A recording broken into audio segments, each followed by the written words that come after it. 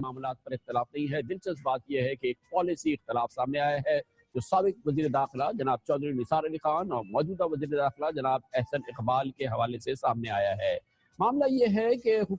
موجودہ حکومت نے یہ فیصلہ کیا ہے کہ پاکستان میں سیاحت کو بڑھانے کے لیے، کاروبار کو، سرمایہ کاری کو بڑھانے کے لیے، تجارت کو بڑھانے کے لیے بین الاقوامی ایسے ممالک اور ایسے شہری جو غیر ملکی شہری جو پاکستان میں ان معاملات میں دلچسپی رکھتے ہیں، انہیں پاکستان میں آمد و رفت کے لیے آسانی فراہم کی جائے، جس کے لیے 24 ملکوں کے شہریوں کو آن ارائیول ویزا جاری کرنے کی پالیسی جاری کی گئی ہے۔ یعنی کہ ان 24 ملکوں کے شہری پاکستان کے کسی بھی ایئرپورٹ پر آئیں گے تو ان کو یہاں پر ویزا جاری کیا جا سکتا ہے۔ اس معاملے کے حوالے سے جن ملکوں کو ویزا جاری کیا جائے گا 30 دن کا ویزا ہوگا جو کہ دیا جائے گا، اور ان کو ایئرپورٹ پہ جن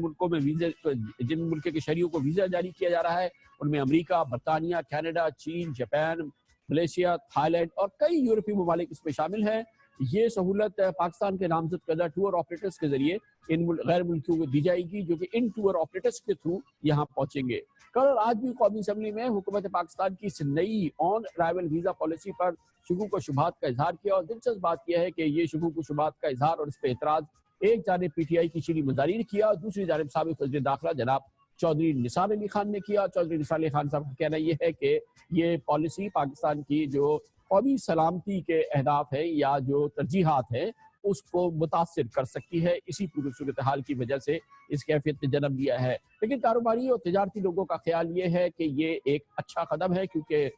غیر ملکیوں کو پاکستان آمد کے حوالے سے، اور خاص طور پہ وہ غیر ملکی جو کہ سیاحت کے علاوہ خاص طور پہ جو کاروبار اور تجارت کے حوالے سے پاکستان آنا چاہتے تھے، ان کو اس سے پہلے مشکلات کا سامنا تھا، اور حکومت کی نئی پالیسی سے اس حوالے سے اس صورت